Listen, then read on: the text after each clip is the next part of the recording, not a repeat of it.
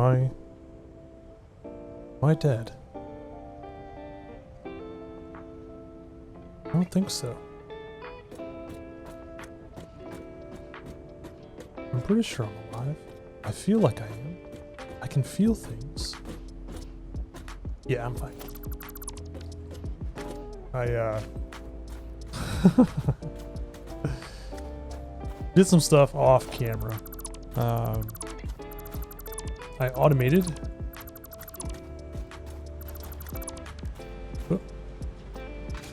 crystal oscillators. Simple, nothing major, nothing significant by any stretch of the imagination. I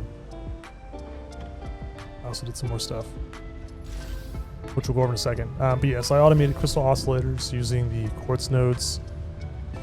One of the quartz nodes that was, it's over here, that tapped into a normal iron and copper, overclock them, and have a little quartz or a little crystal oscillator factory here producing, or is it, I'm sorry, it's this one here. So we have a little truck that goes to pick up the copper and the iron, and the raw quartz brings it back to this station here. And then that feeds it into the system, and then we have an independent tractor loop. So this guy picks up the crystal oscillators and the motor stator rotors. I forgot to loop in the encased industrial beams, not that important, but it's really simple and rudimentary, nothing overly special. But I wanted to get the crystal oscillator set up so we can start messing around with the large signs here.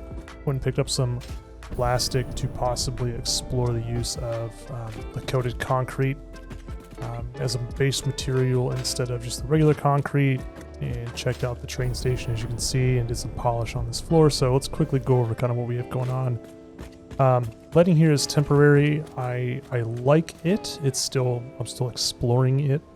I think it casts some really nice light, especially if I shift it to nighttime. We can see that it is well lit in here. And then for the foundries, because we have the ability to attach the walkways, I put some lighting back here to keep this illuminated, otherwise it gets dark. I haven't done on the other side, and to be fair, it is pretty well lit over here. It's not absolutely necessary. I'm still up and deciding about it.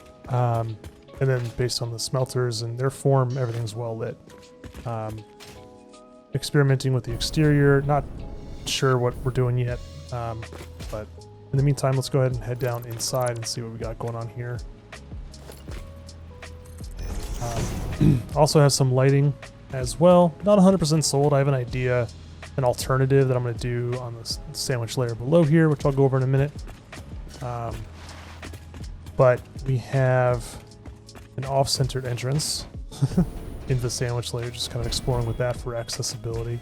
But we have this all kind of divvied up. The inputs are still not complete yet for a few things, so to kind of quickly go over what we have here, this is the output for the iron ingots.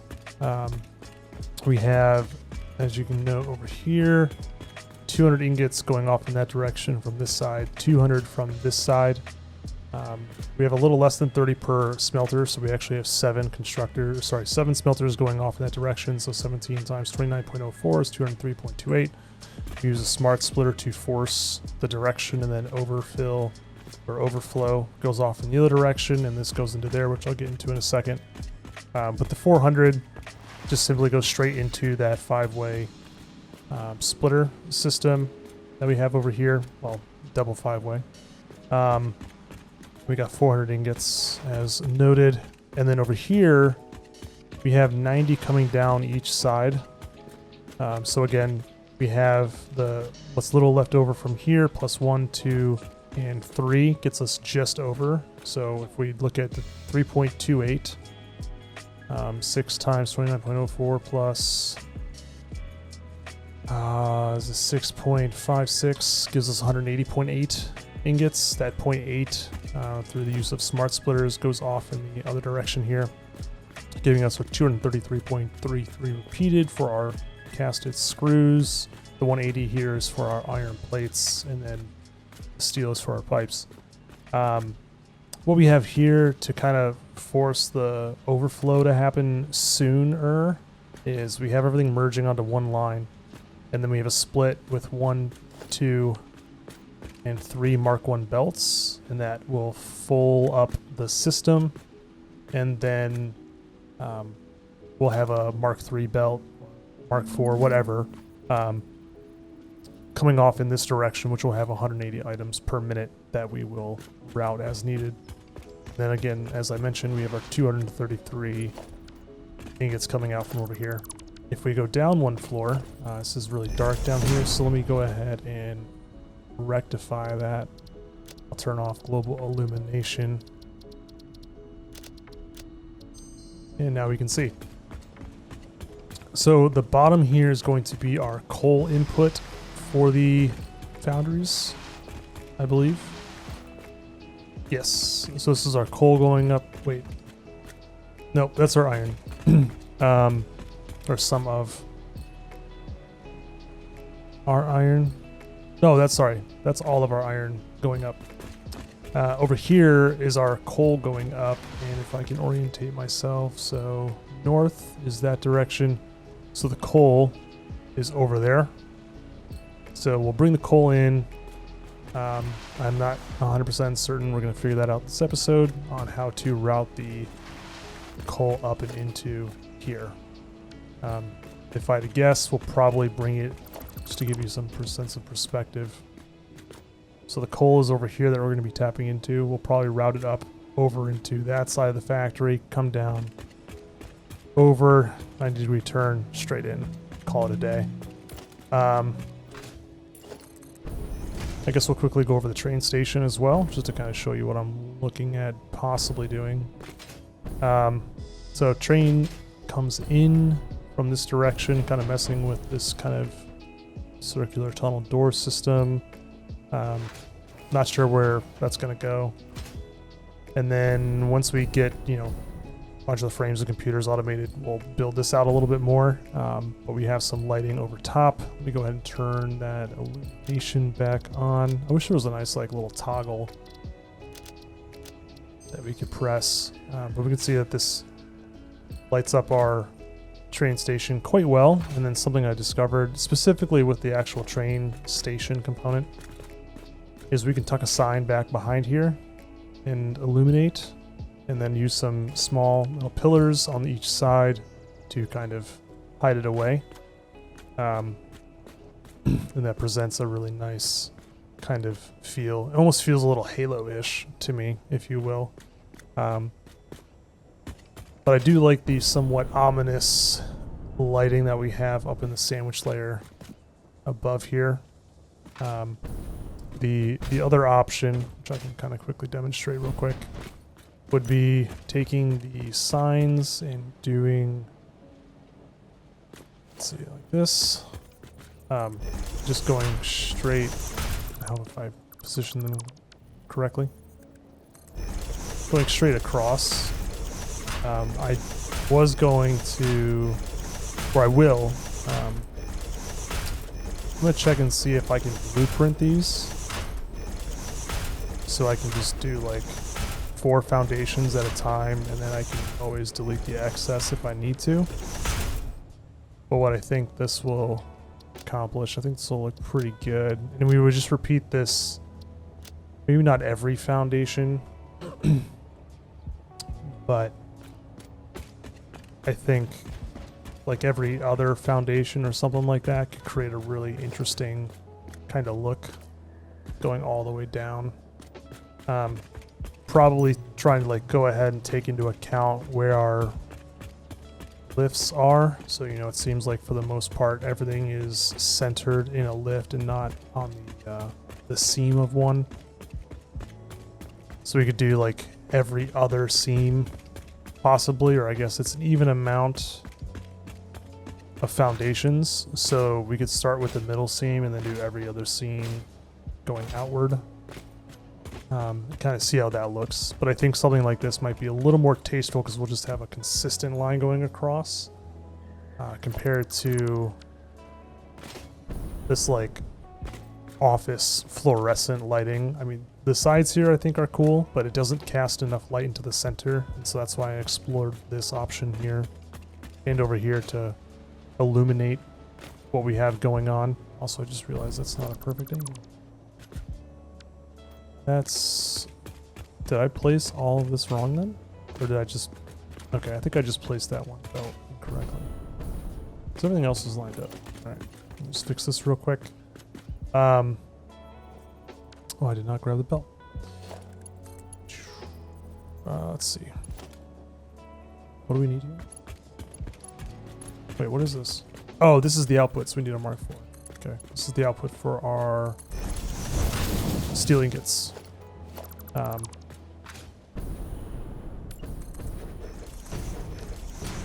So yeah, the steel ingots will go up on either side here, and then we have the heavy modular frames that will come down from here. I have not resolved where we are bringing up the iron ingots that are remaining. Well, it should be simple. So we know that the 233.33 repeat are right here. The 180 is about here. And then... what do we have left? Well, oh, just the 400 that goes into the refineries, or the foundries rather. So what I'm thinking about doing, oh, we also need the concrete to come up. So we do have this foundation, this one, and call it this one. Actually, the output, I think, is technically in the middle. We can always just reroute as needed, but I guess if we line it up rather with our steel ingots going up, it's in the middle of this foundation. So we'd probably do here.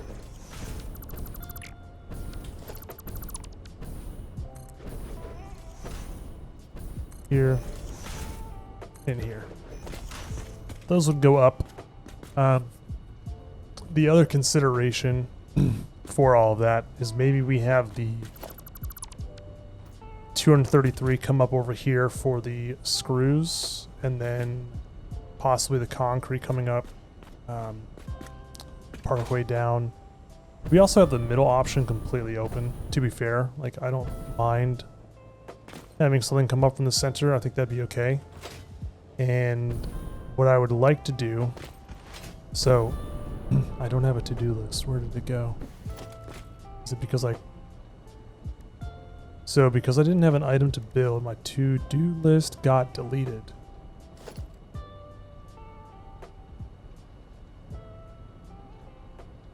Yeah. Oh, wait, it's still there. What happened to my to-do list then? Anyway, I had a to-do list. It went away. So we have the 233 over on this side for the screws. And if we look at... I thought I saved Watchtower. I did not. Let's see. Lookout Tower. So we have in total 56 constructors to build for this next floor across everything that we're going to be building. So if we have a length of 30 on each side, we take 56 divided by 2 is 28, or divided by 2 is 28. So that's 28 constructors on one end, one side, 28 on the other. That leaves us a single foundation space all the way around. So I wish I could actively use the smart mod and deal with the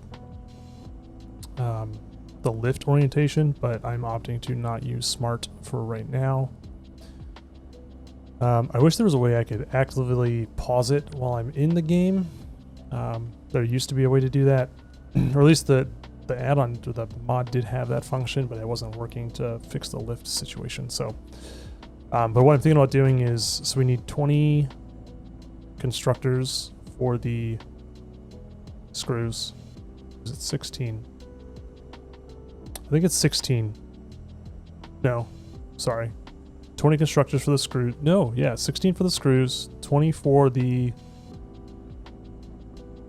pipes, 6 for the plates, and 20 for the concrete, I think, or 10 for the concrete. It's 56 total. Anyway, so we'll do the screws here. probably the concrete next, and then we'll get close to where the plates need to be.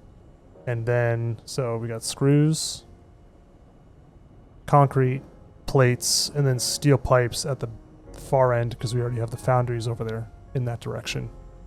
And then we'll figure out all the logistics in the middle. And just based on the sheer amount of constructors we're going to have on this floor, I don't think running the logistics for every constructor is going to be possible in a meaningful way.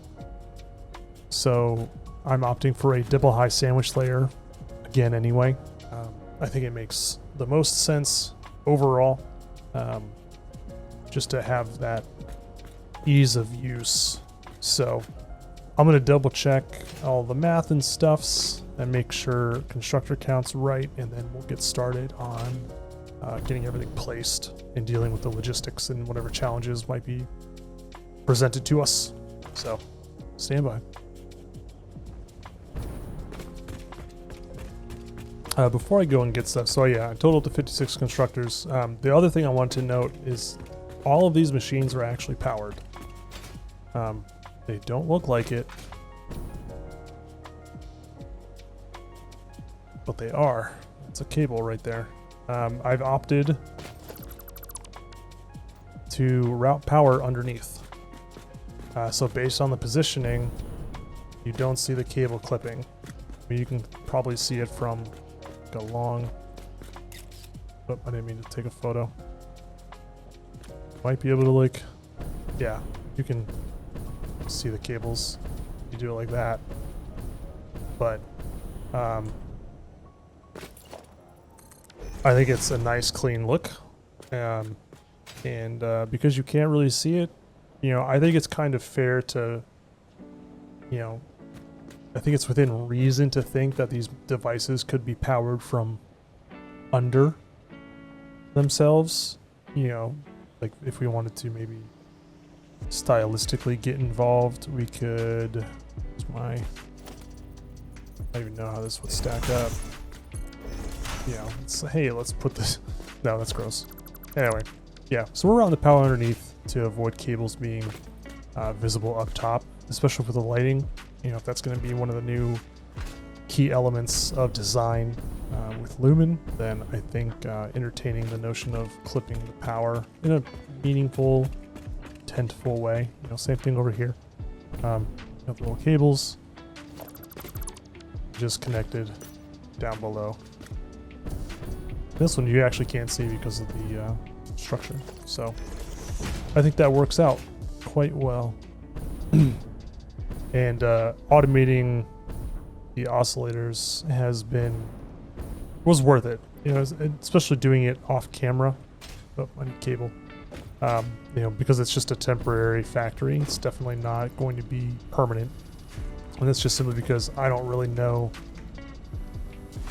what the long-term plan is going to be for all that crystal, or all the quartz that's over there. Here, we can actually kind of see what we got going on here. Zoom in. So we have overflow. So any of the copper and iron and raw quartz that comes in that exceeds what we need, it just goes into the awesome sink. This tractor or truck station is the output for the oscillators. Be kind of cool if we could see them on the belt, but and then we have our 6, what are these things, manufacturers in line, and then we have a little tractor. Whoop, mouse sensitivity is a little crazy at this distance. We have one assembler making bolted reinforced iron plates just to keep the amount of structures simplified. I kind of wish we could like see some stuff moving from this distance, but it makes sense. So yeah, everything's like essentially like load balanced into an overflow system just to kind of help prime everything. It's not 100% efficient. Even the amount of material coming in is efficient, but because we're trucking it in, it is not 100% efficient, which I'm okay with. You know, I don't need them for anything else other than making light, and even then I'm not doing that often. So it's just a passive way to obtain them, and if I really want to, I can always just sync some stuff and get some early coupons. but I'm gonna go ahead and get all of these constructors placed. I kind of want to, let's see if I can, so the input is there. Okay. So if we did inputs here, is that to dictate the output? Helps if I probably look from this angle, huh? We'll give it some breathing room. That, I don't think tucking it so close would be necessary. And then the output's one in, which is, yeah, a little longer than the, excuse me, than a smelter, which I think is fine. So we'll just do this 55 4 times. Here, let me see if I can do a neat video editing trick.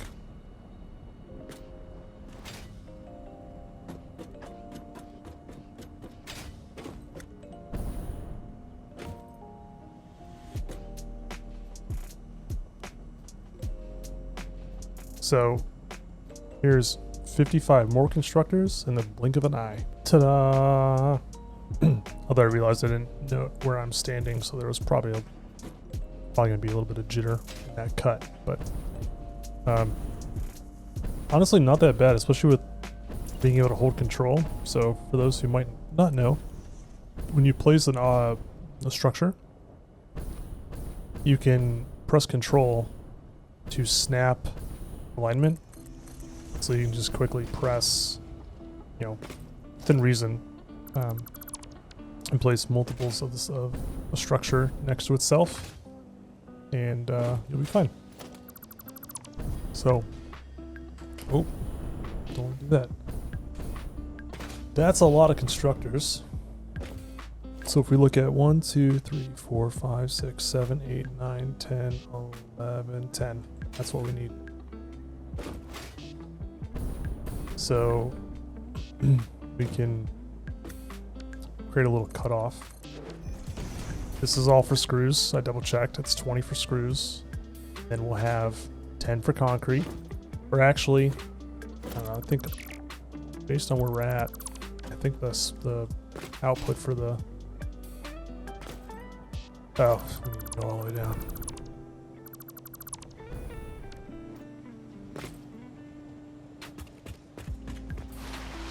So this is for the plates. I might flip this then. We'll put the output of this merger in this direction. And we'll go up here.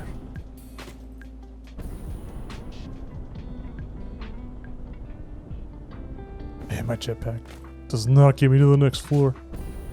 Well, it's not that bad, I suppose. Because it's 10 on each side, we're going to do essentially the exact same that we did on the other floor. 1 to 2 and then a 1 to 5 on each side. And then this is easy. This is just 6 constructors making plates. This is just a clean 180 in. So 6 times 30 is 180 with 120 iron plates out. So that's going to be super simple logistically. So I think actually, yeah, coming up, let's actually kind of see where we're at here.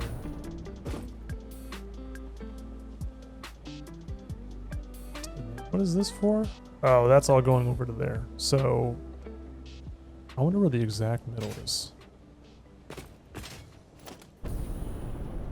So what, 2 more plus stuff, so 13, 4. So this is the middle here. We could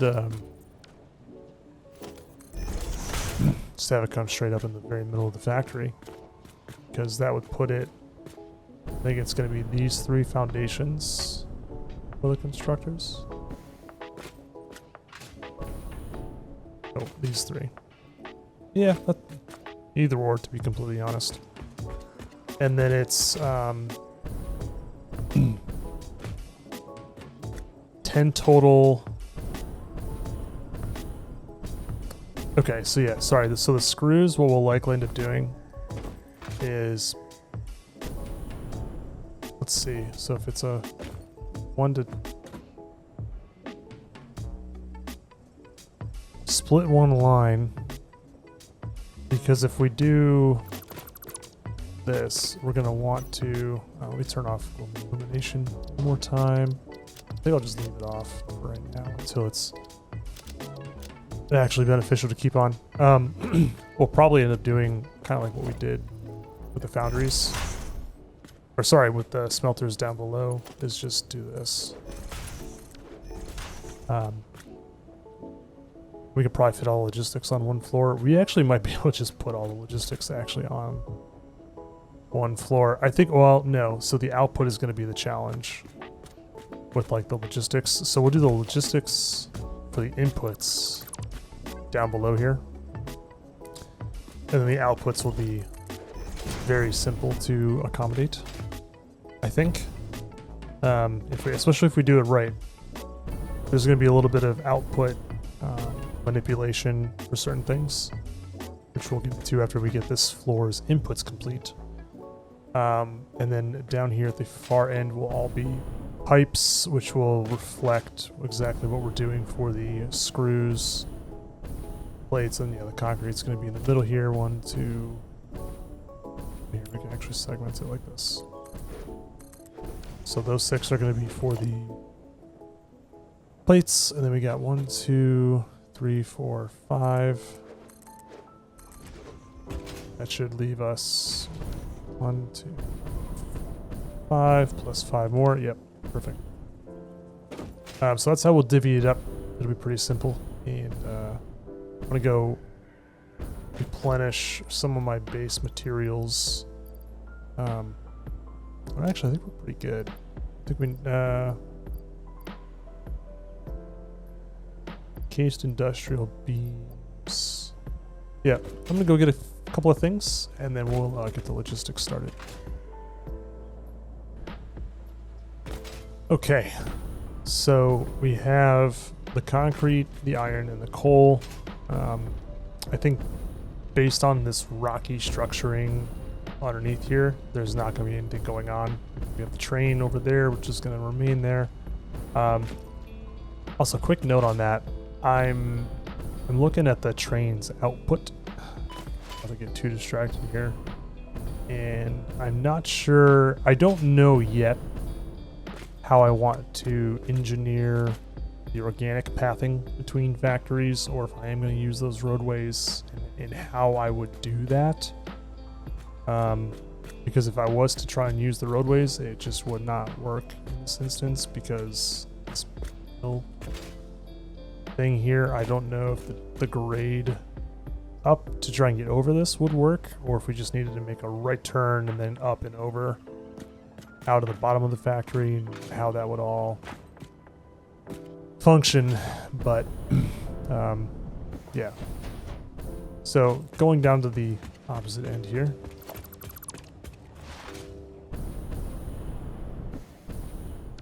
we need to route the concrete. So I'm thinking, because nothing is going to be happening on the edge here, that we'd probably have the concrete come up into here. So we'll call this concrete. The iron input is going to come in off of 2 lines. Oh, that's the other thing that I messed up, is the iron input is 813.33. Let me double check that. Yes, 813.33 iron coming in, which means a Mark 1 on that node is not going to work, which does mean I'm pretty sure the next most viable node would be the one that we have over there.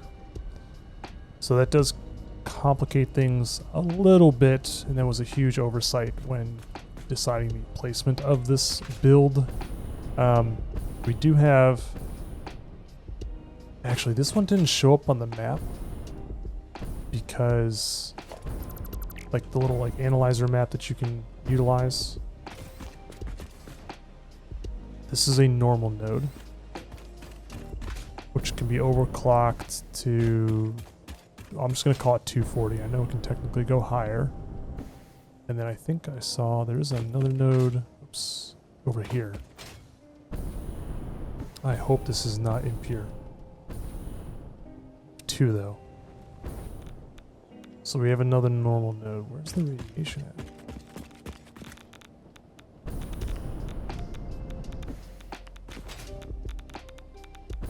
Oh, there. So we have 2 normal nodes over here. So actually we'll tap into these. It's not too bad. We can belt these over. So we'll call the iron ore. It's going to be 2 lines coming in. And it should come in down this side because all of our smelters are on this side. I think that's why I placed it the way I did. I cannot recall. So we'll call it 2 lines of iron. 1 and 2, maybe coal in the middle, and then this is actually going to get split up. So I do need to, that's right, I made a note of this in my sleep to fix this. I'm going to have to condense the logistics. I'm going to have to move all this in a full foundation so I can get clean access, because if I try to do 2 belts, they would clip. Which I'll fix off camera. I don't need to do that right now. So yeah, we'll have 2 iron ore belts coming in. We'll have coal in the middle, which actually works out really well because the coal can then just get cycled all the way down. I think that's not, excuse me, that's the input, right? Then the input, yeah. So that works out well. The coal can literally just come down the middle of the factory instead of off to the side here. And then we'll just have the concrete come in right here. Because if I'm correct, that's where the, no, it's this one. So we'll have the concrete come up here. It'll be a straight shot through all the way up. Right there. And then have, let's see. Yeah, we'll do the screws, yeah, right there, and then we'll do the iron plates right there. So that's all fine as is. So to keep track of what we got going on, let's go ahead and put these in place. I'm double clicking like it's a belt. Straight in the middle. Well, do we want the middle or do we just want it right here? We'll just do the middle. Why not go for that symmetry? A little bit of symmetry didn't hurt anyone. Or maybe it did, I don't know. I guess maybe symmetry hurts you if you try and punch a mirror. Ba-dums. So let's kind of figure out, so we've confirmed the inputs logistics are going to be on the floor below.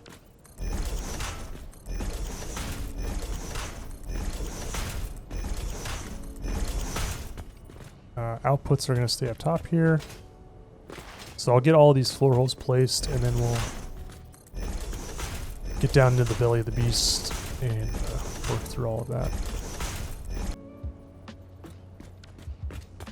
Okay, so we got the splitters in place. I want to do this a little different, just to try and avoid too much crazy belt curving and pathing and whatnot. So I'm going to work the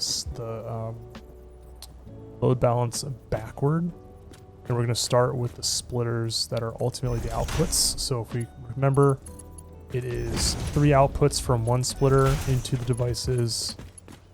And then it's going to be 2 from the other. And then this third output is going to ultimately loop back onto what we need. Although I wonder if we can rotate. You know, we quote unquote we have the height Because the notion here is we could place the splitter here. Oops. Here.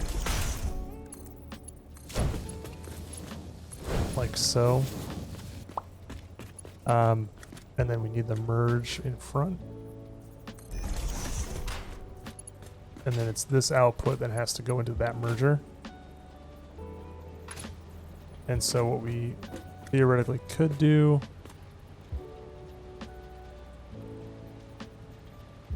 there's a way I can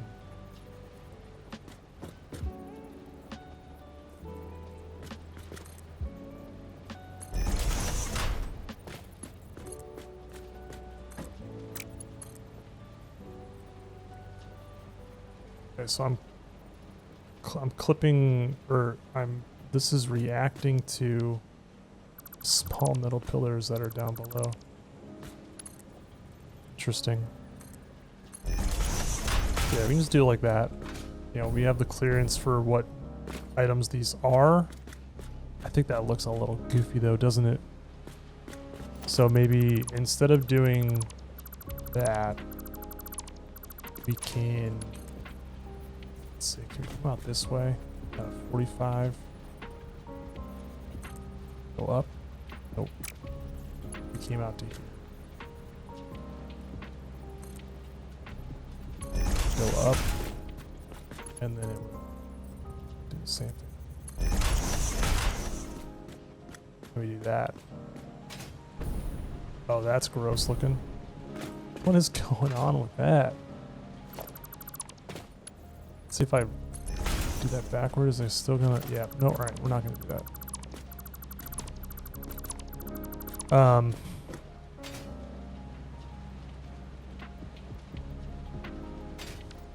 Let's get rid of the orientation on this splitter. So, like this.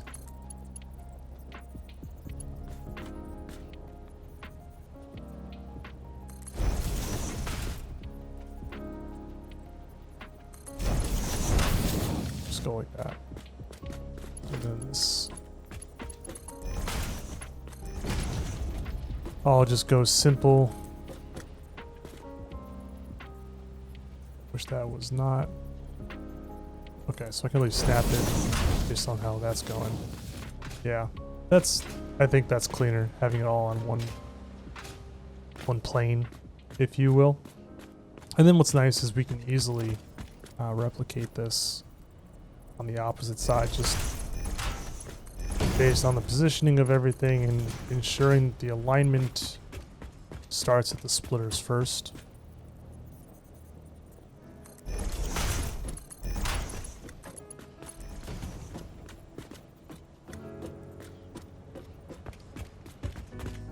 Oh wait, what?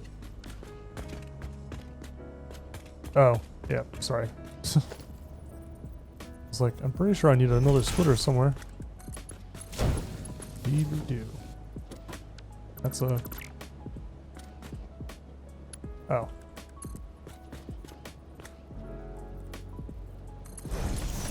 Ooh, I could simplify the belt pulls though.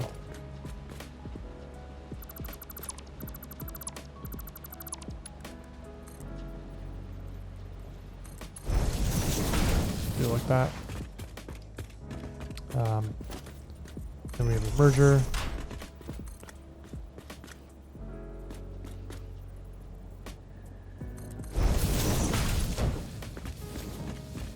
And then split in the middle.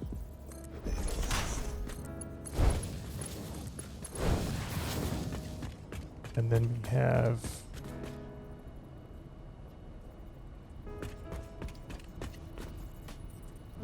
I said this is the concrete, this is the iron. Oh wait, we have the yep.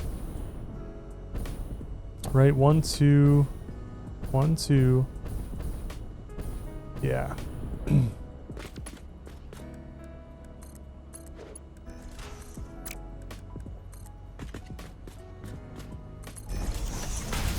There we go.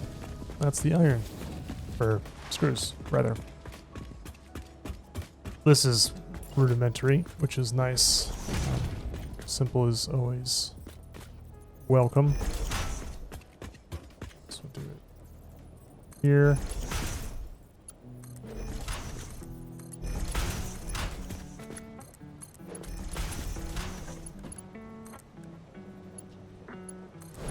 Oh, I didn't know you can switch it after you start the initial hologram placement.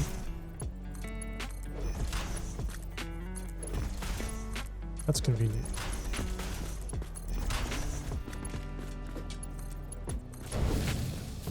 This will come up from here. Yeah, because that's the middle.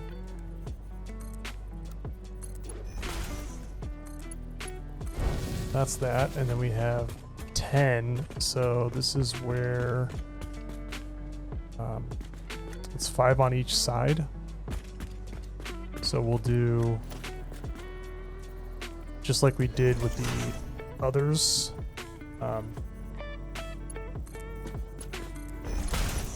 Do 3 here, and then we'll do the 2 on this one.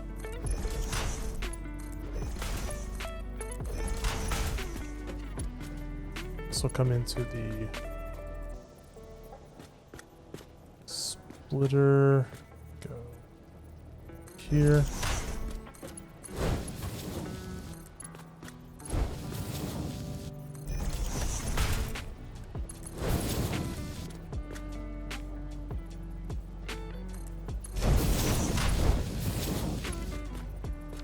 Right, did I do that right? Yes. Split straight here in the middle. Then I'll do the same thing on the other side. And then this is essentially just a repeat of what we just did with the screws. Well, a little different, you know. Well, it's it's the exact same thing. We just have 2 different belts coming up. So I'm gonna go ahead and get the rest of the logistics on this floor placed, and then we'll deal with the outputs and figuring that out afterward. Okay, we got our belting for our inputs complete. On here, I did make sure I went back and tweaked a few things. Actually, I missed this one. I think I went over there too. Making sure I got the belts in between all the nooks and crannies, rather than using a conveyor pole. Just run the belt like this. Just get that nice right angle and still achieve the exact same result. The clipping here is a little annoying, but that's only because we're inside the sandwich layer for now. But so I brought up the limestone rather. It comes up from the lift all the way down.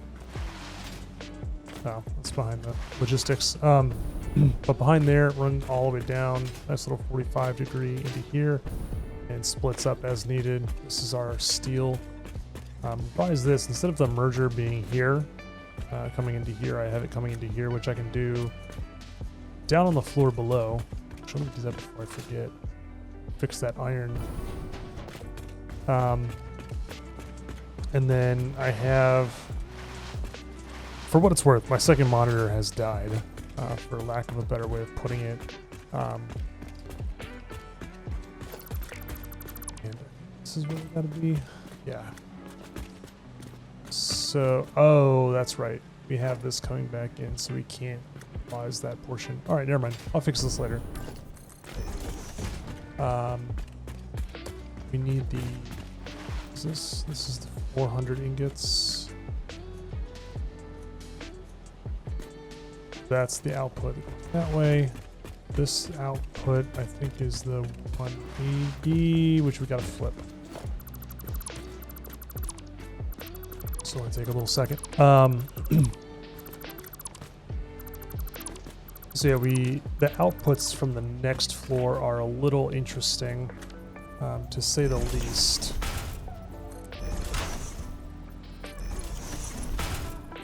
Just because of how it all shakes out.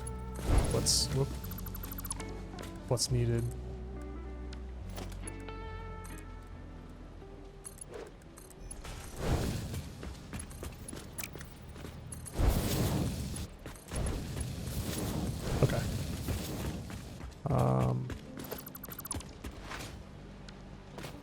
Get me out of here. I think I to build out. Nope, never mind.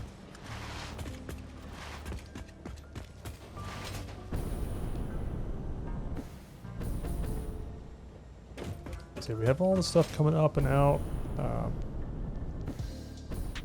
This has already been addressed. So let's start with our screws.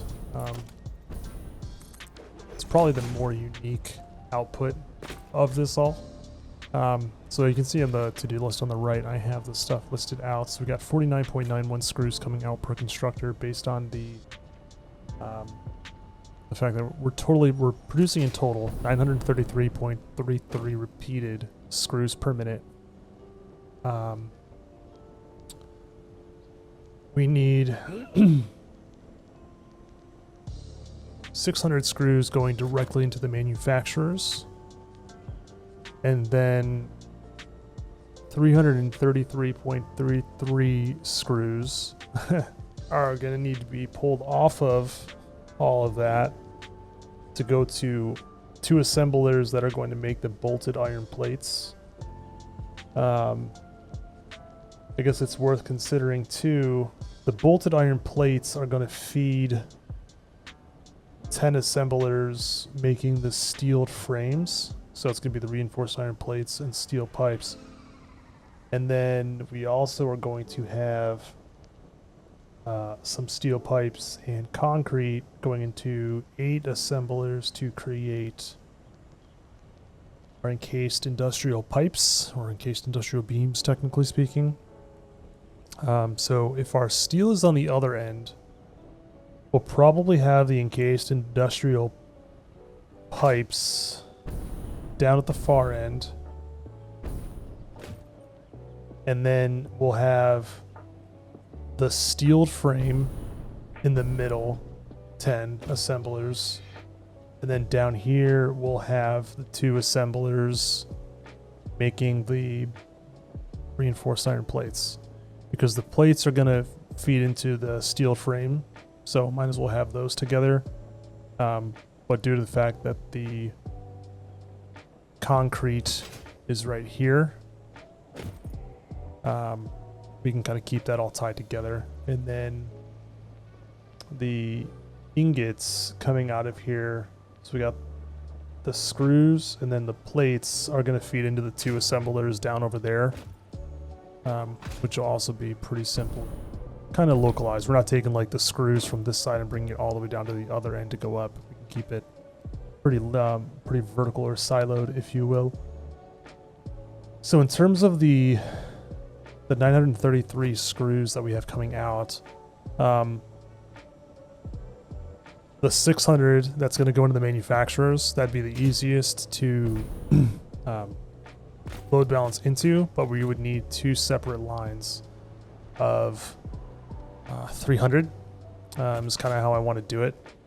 And to get 2 lines of 300, we can use Mark 3 belts, so that's 270, and then a Mark 1, split that, like overflow a Mark 1 and a overflow 2 Mark 3s, overflow 1 Mark 1, split the Mark 1 into 2 lines of 30, mix that in with the flooded lines of 270, and merge that out onto a line of 480. So that's why I have the item count per constructor output. So if we do if we do 600 divided by 49.91, that is a little over 12 constructors. So it's going to be kind of like what we did for the iron rods. So we can go down below here actually. So we'll go 1, 2, 3, 4, 5, 6. So this 7th output is going to be a smart split. I'm going to do it on the inside here. Also, I ran the power. This doesn't look it's not as neat as the other ones. We still definitely see the obvious cable. But I think that's the minimum amount of exposure that we would ultimately see. It's kind of weird how it brute forces the constructor, or I guess it's due to the outline. Kind of hides the cable a little bit. So yeah, the 7th constructor here. So what we'll do is we'll force a write output. Let's see. Yeah, we'll force a write output of screws. And we'll do a left as an overflow. And then we can technically do a merge here rather than, well,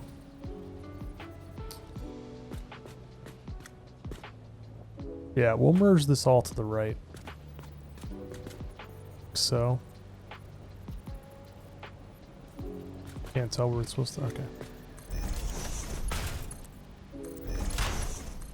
We'll do it like that. And then the end here will be more than 300. Ooh, okay. Let's hold on. If we force,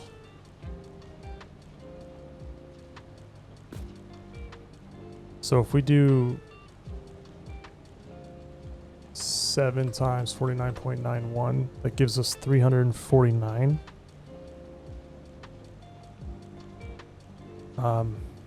Minus 270 leaves us 79.37.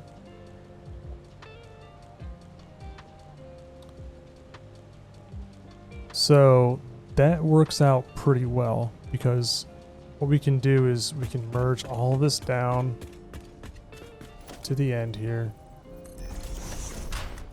And then, oh, actually it would be better to merge it the other way.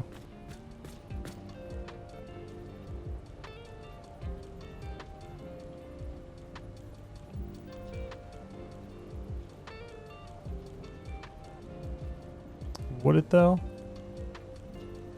I don't.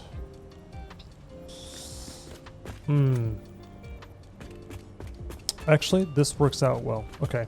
So what we'll do is we'll merge this down to here, and then we will stick a Mark III coming out. And this will give us our 270. And then the remaining that that should be coming out the, wait a second. We need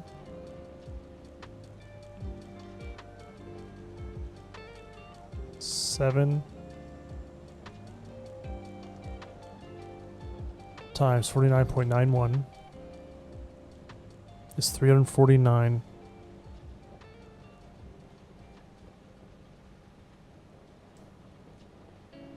Minus 49.91 gives us just shy of 300. So 6. Okay, yeah. So 7 times 79.9, sorry, 49.91 is the 349, right? So if we put a Mark IV belt down there, we'd be getting 349.37. But because we're going to do a belt for 270, that won't work. I think it's the sixth one here that we need to switch. So we do something similar. We do a smart splitter. We set the right as our screws. We set the left as our overflow.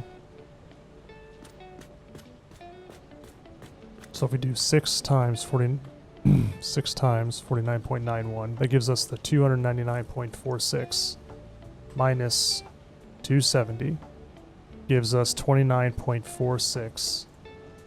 That's coming out the left here. If we take this,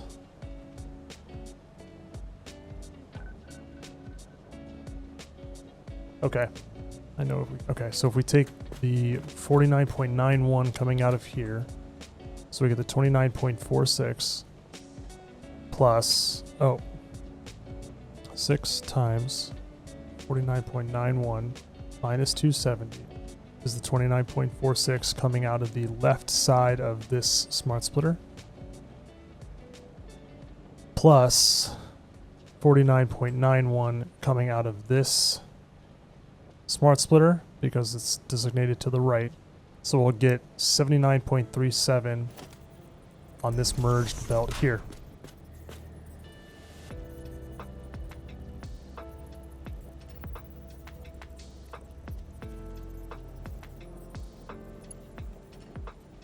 We then take this Mark 1. Actually, we're going to merge it the other way. We take a Mark 1 belt, feed it into the merger at the end. Oh, wait. Missed a step. We take a splitter with a Mark 1 belt. And then this Mark 1 goes to the edge. And that gives us a line of 30. This can then remerge in to here. So if I'm correct, I can do a Mark 1, a Mark, well, for safety. So let's just double check the math real quick and make sure this is right. So we got 1, 2, 3, 4, 5, 6. And the priority output is to the right. So that is 299.46. Trying to go on to a Mark III belt. So to determine what's going to be in the overflow,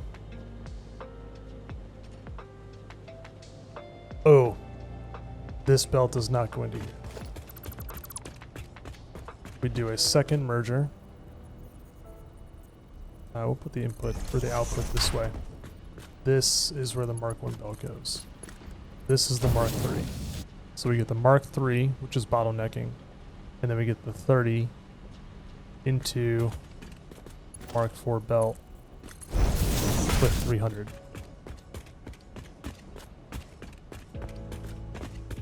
So let's go back to our math. So we get 29.46 onto this belt here. We combine the 7th constructor and add another 49.91 to that output of this overflow, and we get 79.37. It'll try and stick 79.37 screws onto this Mark 1 belt. It'll hit 60 and saturate. 30 will go off in this direction. 30 will come back in this direction and merge with the remaining 3 constructors. And that will all merge onto a single line of 333 somewhere here. That should work. So I'll get all of this belted up, repeat the same thing on the opposite side, and that should give us 2 separate lines of 300 screws. Alright, so we got the screws taken care of. I'm not going to address the plates yet, because it is so simple, and I'm not 100% I'm not sure yet how we want to get the plates up to the next floor, because they're going to need to pair up with some of the screws, specifically the the 333 that are coming up right here. We could, if we really wanted to, put them on one belt, but I'd rather keep it separate and organized and not rely on a smart splitter to address all of that. So the concrete as well is a pretty simple output. It's 150 total, and that's going to go up into the assemblers above, which I'm not sure how those are going to be placed quite yet. And it would be pretty simple. It's just going to be one line, but the pipes here are a little interesting. So we're going to have 100 pipes going to 10 assemblers for the steeled frame, or the reinforced, I'm sorry, the modular frames, essentially. 90 are going to go directly to the manufacturer, and then 210 are going into the assembler for the encased industrial pipes. So this is actually probably going to be pretty straightforward. We are going to have 3 separate lines of pipes, or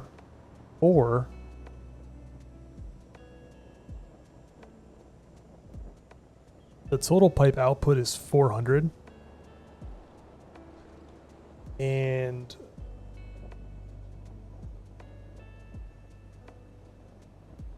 actually, no, it'd be better to bring up 3 separate lines of pipes ultimately. The one thing I want to be cognizant about is, let's make sure our output is being maintained so we don't accidentally do anything with that. So based on the nature of all of this and how much space we do have in the middle, I could totally see doing, let's see, I think an even 2. So if we did the output here, 2 gap, 2 gaps in the middle. This is the output for the concrete then. Then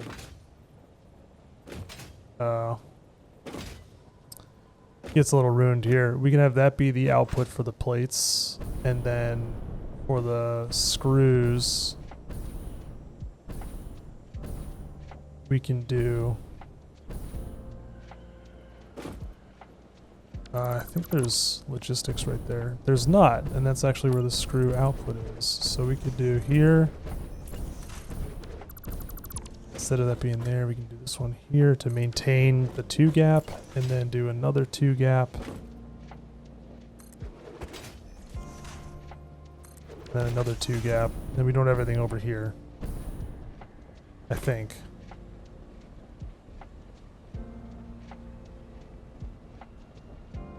Because we have the 2 lines of screw, we have 3 lines of screws, 2 lines of 300, 1 line of 333. We got the concrete, sorry, iron plates, concrete, and then 3 lines of pipes. So that's 1, 2, 3, 4, 5, 6, 7, 8. So that's 4, 5, 6, 7, 8, 9. Wait, what?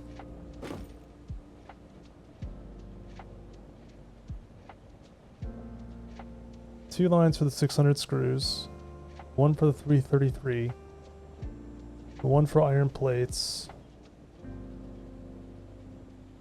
1 for 100 steel pipes, 1 for 90, 1 for 210, then 1 for concrete, so that's 9. Truth be told, if we really wanted to, we could, let's see, that's screws.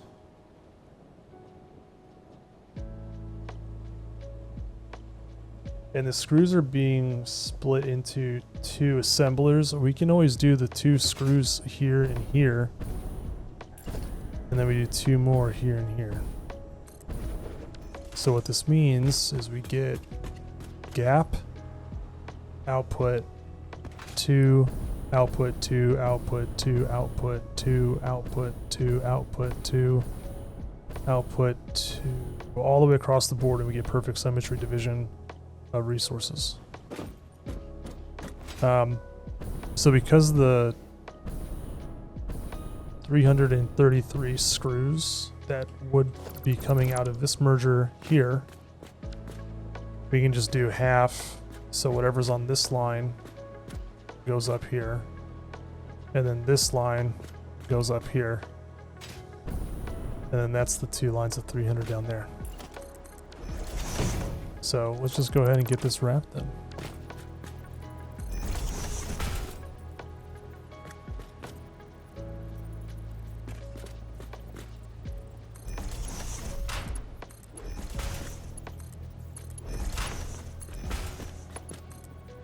This is the plates, so it's 20, 20, 20, so it's 60. Right, right.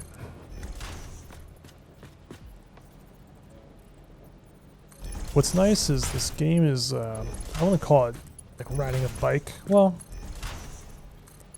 it's not like riding a bike. Actually, let's just use let's use proper Mark II lift. It's always satisfying when you can see a full belt of product.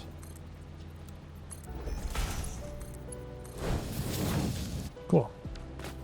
That's a line of 150. Is that directly in the middle? It is. All right, well, that's simple. Let's look at our pipes. So, and how we're kind of dividing the next floor up. So,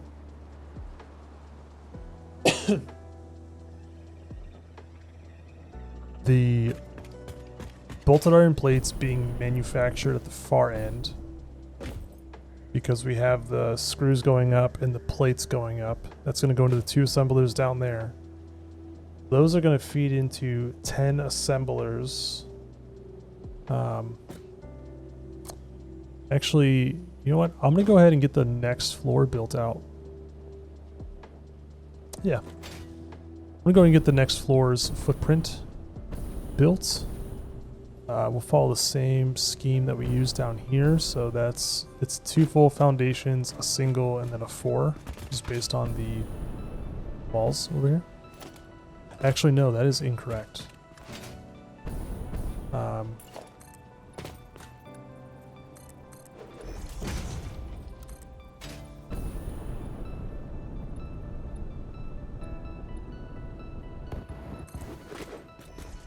7 foundations.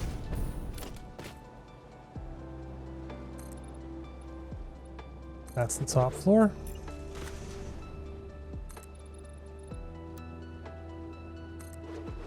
Oh, okay. Well, I'll get the next floor built out, and then we'll take a look at assembler spacing. Kind of go from there, and that'll help dictate how we organize the pipes out. Because if we can load balance the pipes based on the output, then that would be easier. All right, so we got our floor built. Follows the same scheme as the one below it. So on this edge, we have our screws being made on the south side. So we'll need 2 assemblers for the reinforced iron plates. So it's 2.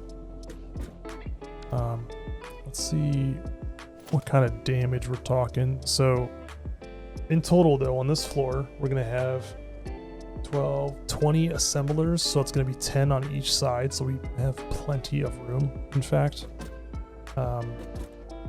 So if we were to try and space it out, we'll call it 1 foundation in width. So that is 10 foundations on each side with 20 available in between. So if we go 10 and in between is 9 times 2 is 18 and then we have room for one on either side. That means that we would start with one assembler here at the edge.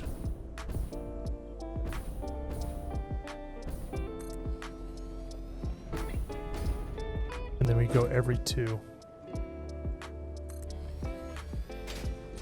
And that would be the spacing rule.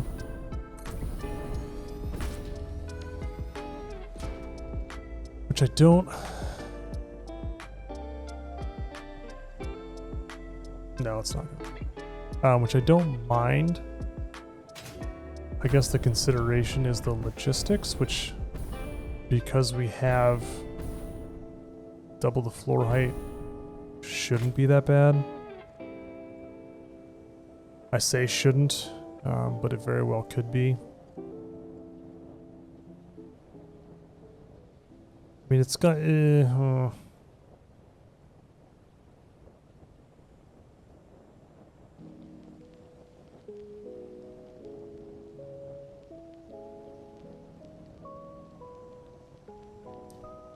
Especially when we get to the 10 assemblers in the middle.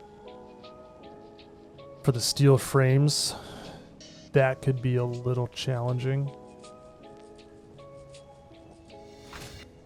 We could do a triple high.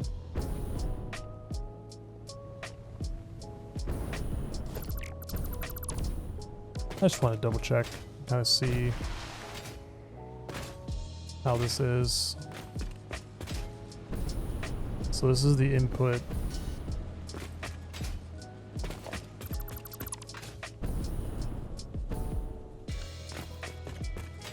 And the output as well.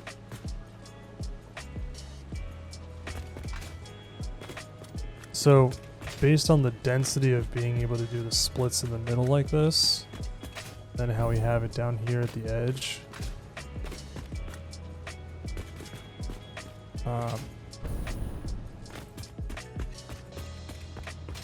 Because it's 1, 2, 3, 4, 5 is the inputs, so essentially it just goes down and then right back up. And that's to get around the logistics of the output.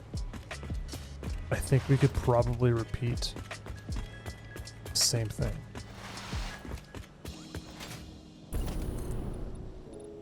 Oh, shoot. That was silly.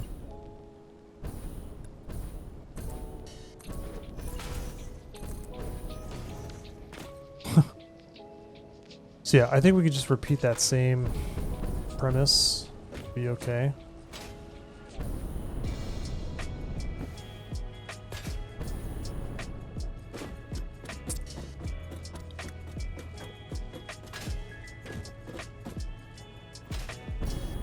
And I think spacing it out would be kind of nice. Again, because we'll get that clean symmetry, I think, is the winner here. Condensing all this down for the sake of, well, I guess here's the other thing to consider. We need 3 manufacturers.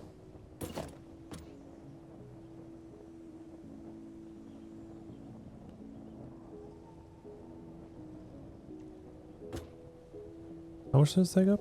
2? Could we do 1 in the middle and then 1 on each side?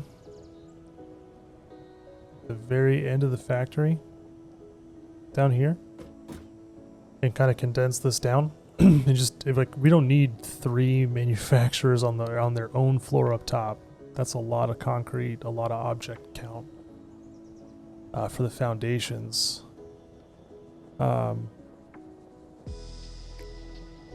That could save us an entire floor. It can make having to deal with the logistics from the floor below this one and navigating them easier.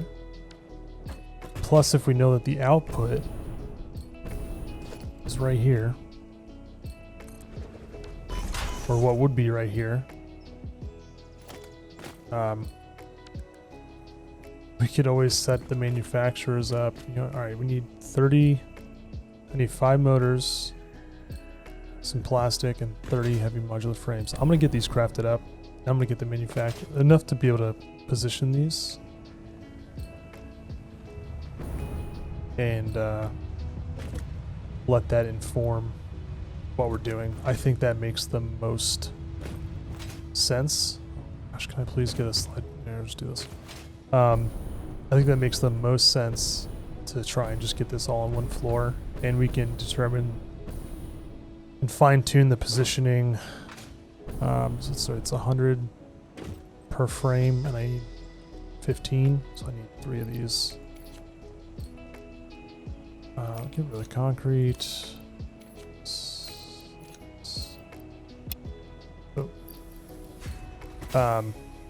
Just to get it up on that floor and call it. I think, yeah, we're just gonna do that. Get that to work. I think it will work. I'm not saying we're gonna shoehorn it, but I'm pretty sure that's what it would take to get that to work appropriately. Looks like I still need some modular frames and some steel pipes. Okay, yeah, I'm gonna get these crafted up and then positioned. So I have the manufacturers placed up top, but I just wanted to random point of order. Our power production is 3,600 megawatts. Our max consumption is 3,400.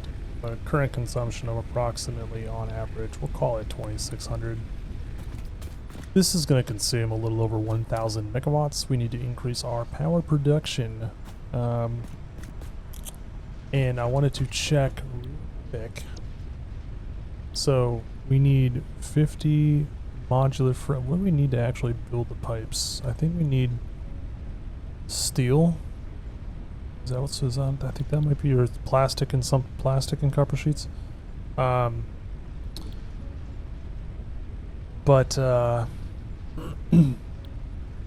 think I think what we're gonna have to do is, before we even bring the factory online, I'll probably just do this off camera. I'll go modify, because we also have the Mark IV belts unlocked. I'll probably manually craft 50 modular frames. Be a little annoying. Won't take too long, to be fair.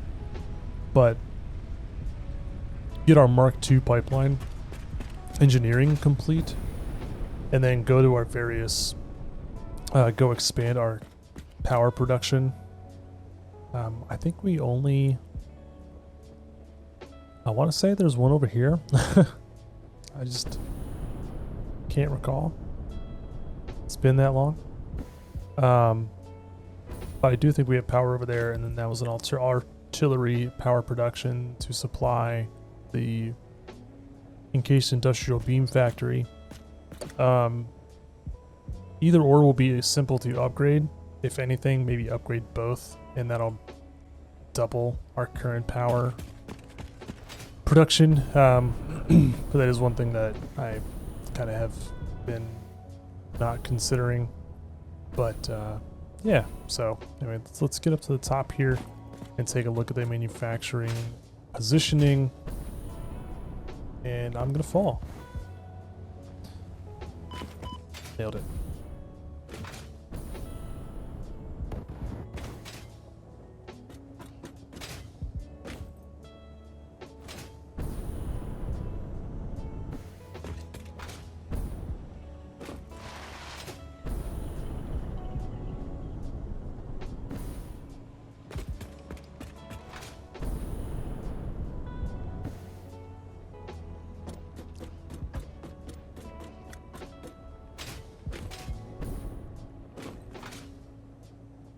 You know, I just had the thought, I almost wonder if it would make sense to,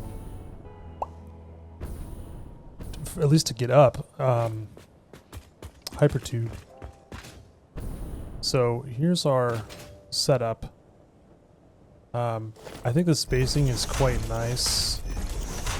I just wanted to get these placed to kind of understand what the bottom workings are going to look like.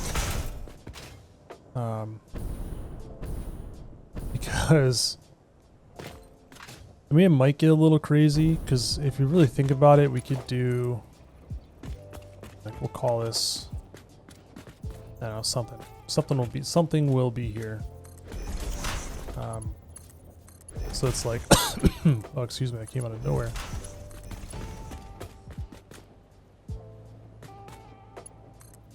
So I'm already noticing a problem. So we could do one this way. Oh, this isn't a problem at all. So it's going to be placed one over. It's here. So we can do two that are like this. And then these two inputs come in from the bottom, from this floor down here. So we would just do... Oh, there's nothing there.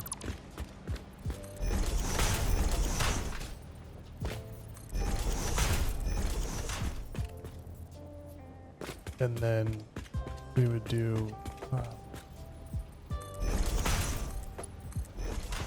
is it on the left?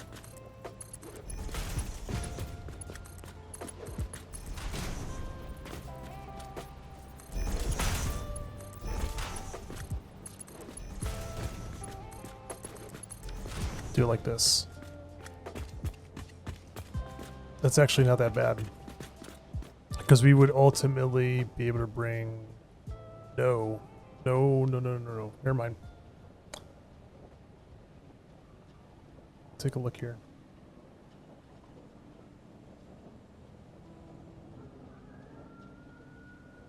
Okay, so we have... we need to do 2 to 3 load balancer. And I haven't done one yet. I don't think it's that complicated. But we would need... Yeah, for the screws coming out, we need to do a 2 to 3 load balance. So, call it. So I think we need to split first. So, there's that. And then we need to split into 3. So if we have a line here, line here,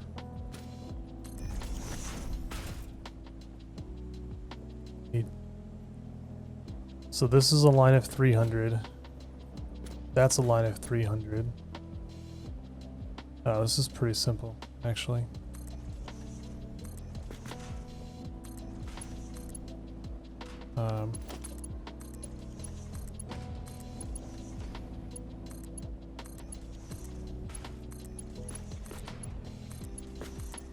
Done. And then those go out into the manufacturer. So, based on this simplicity and then all the other ones, I feel pretty confident that we could just simply do something like this here. So let's see, this is eating up, we'll call it, crap, 8. So there's 22 left over, and we have 10 on each side, so that's an every other. So if we did every other foundation, that could work. We could always just group them up too. We do 2, 10, 8, and allow things to kind of go around that way. I think maybe that might be worth it, because then it would be what's a simple way I can do this? Oh, I mean, I have the stuff, so it'd be we'll call it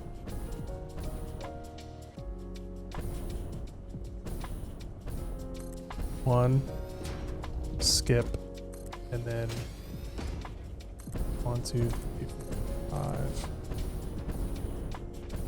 Then skip 1, 2, 3, 4. Oh, that's actually plenty of room. versus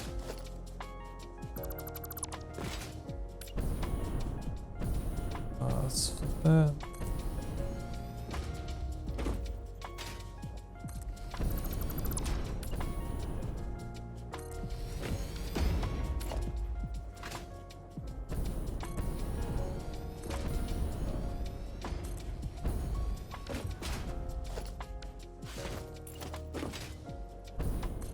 Grab 1, 2, 3, 4, 5, 6, 7, 8, 9.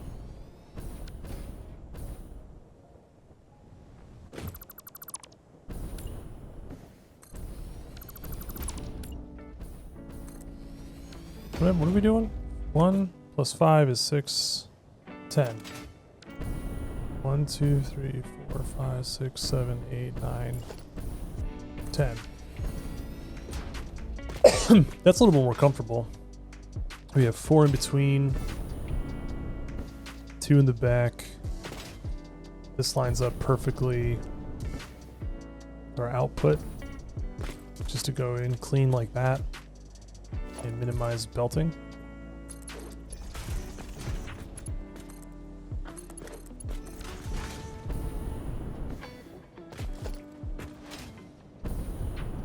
I think we do the 10 even split, just like that, instead of the grouping. I mean, I guess the other consideration is we can see we got 1, 2, 3, 4, 5, we'll call it 6 left over.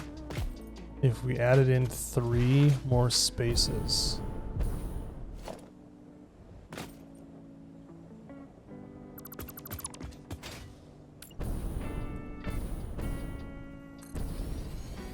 So 4, a gap of 4.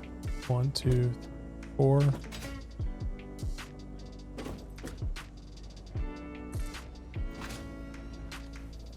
And then 1, 2, 3, 4, 5. Gap of 4.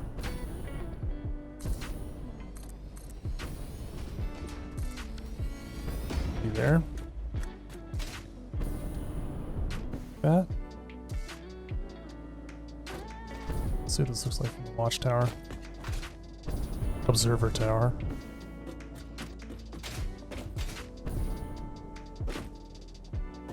No. 10 spaced out evenly. Looks more purposeful. Alright. So I'll get these placed. I'll get the floor holes in place. And then, well, I have been at this for a while in terms of like recording and logistics and whatnot. I think I'm going to pause here. I know I'm leaving you guys hanging. Not my thorough intent, but I also do know that based on what I have recorded so far, we're probably getting pretty up there in terms of length. So I want to save some time to wrap this up in the next episode and possibly troubleshoot any issues we might have. I feel like I've been pretty good and been thorough, but I think troubleshooting, leaving time to troubleshoot for my next like session of opportunity to kind of play and continue this would make sense. Plus, that would also then leave me the opportunity to kind of stylize this some. And then, as I mentioned just prior, I need to expand power. So going over to our coal generators and getting that up to snuff. Thankfully, you know, once we get that complete and get this complete, you know, it's just the computer factory after that, and then we can work on fuel.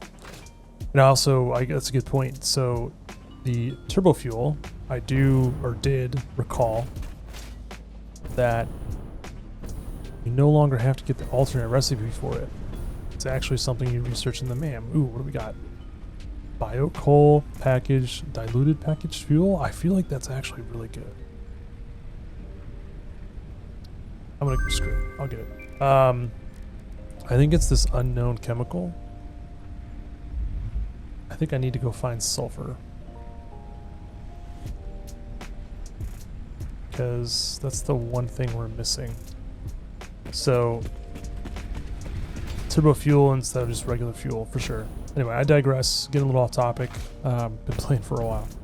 So we're almost done. Man, that factory is huge. I'm excited. I'm genuinely excited to actually wrap this up. Like, I'd love to keep playing, but I need to give my brain a little bit of a break. And then once I do get back at it, get working on this again.